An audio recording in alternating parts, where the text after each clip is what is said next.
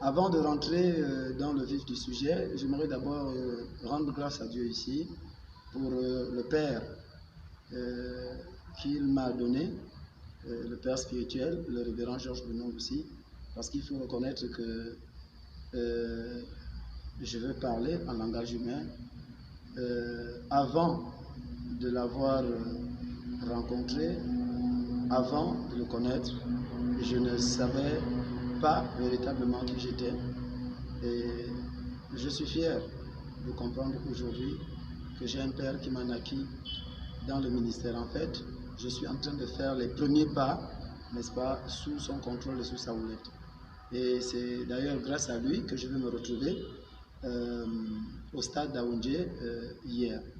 Et je prie ici pour que Dieu l'accorde davantage vraiment ses faveurs. Que la santé, la longévité, la sagesse, vraiment la faveur de Dieu multiple soit son partage. Parce que j'ai encore beaucoup à apprendre de lui.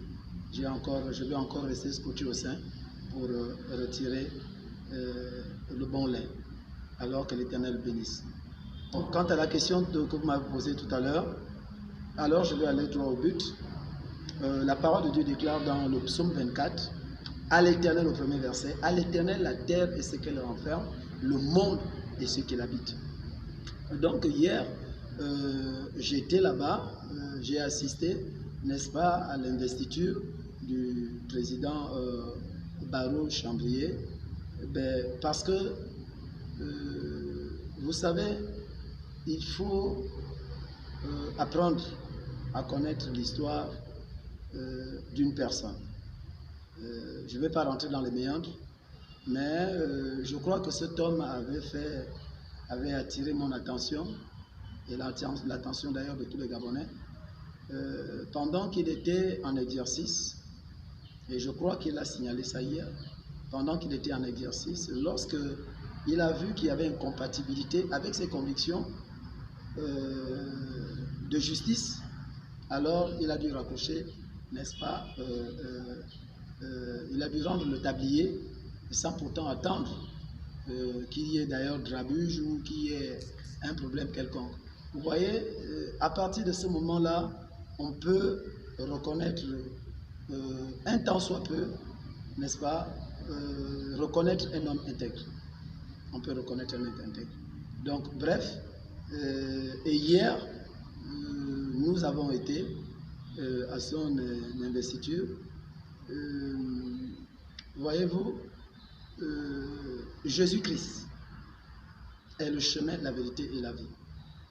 Vous voyez, le révérend Georges Benoît ici, depuis 2014,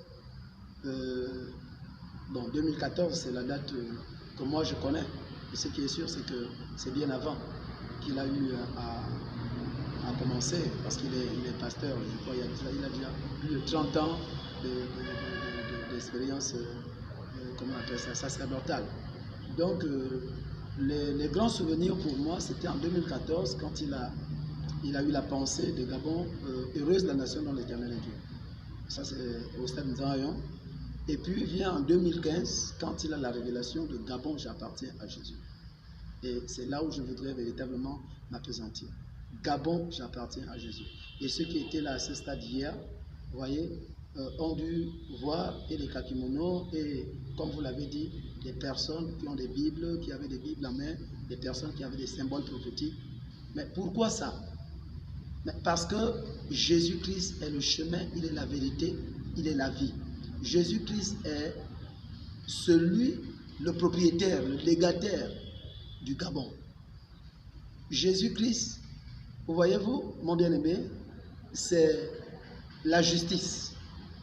Jésus-Christ, ce n'est pas le Jésus qu'on nous prêche, qu'on prêchait, comme l'avait dit déjà notre papa, le révérend Georges Benoît aussi, que le Jésus-Christ, ce n'est pas le Jésus-Christ qu'on prêche entre les quatre murs. Non, c'est pas de ça, c'est pas le véritable Jésus. Jésus-Christ a besoin d'être su, n'est-ce pas, reçu par les nécessiteux. Et ces nécessiteux-là se trouvent effectivement hors des quatre murs que nous appelons communément l'Église. Est-ce que vous voyez? Donc, le fait que hier, le président Barrow Chambrier ait accepté, vous voyez, de recevoir le symbole prophétique. Et je dis bien symbole prophétique, ce n'est pas n'importe quoi. Symbole prophétique, Gabon, j'appartiens à Jésus. C'est une manifestation, c'est une adhésion, c'est une volonté, n'est-ce pas, d'appartenir à Jésus, comme je suis en train de le dire ici. Appartenir à Jésus, mais de quel Jésus il s'agit? Tout simplement, ce qu'il faut comprendre, c'est que quand on parle de Jésus-Christ ici, on parle de la justice. Parce que c'est Jésus-Christ la justice. Quand on parle de Jésus-Christ, on parle de l'équité. Quand on parle de Jésus-Christ, on parle de la bonne gouvernance. Quand on parle de Jésus-Christ, on parle de la paix, la vraie paix. On parle de la joie, on parle de la santé, on parle du partage. Comme Jésus le dit, hein, tu aimeras ton prochain comme toi-même. On parle du fruit de l'esprit en général. Ce n'est pas ce qu'on peut nous vendre d'ici et là. Comme le disait quelqu'un, silence on tue. Non, ce n'est pas de cette paix dont il est question. C'est la véritable paix que Jésus-Christ nous a laissée.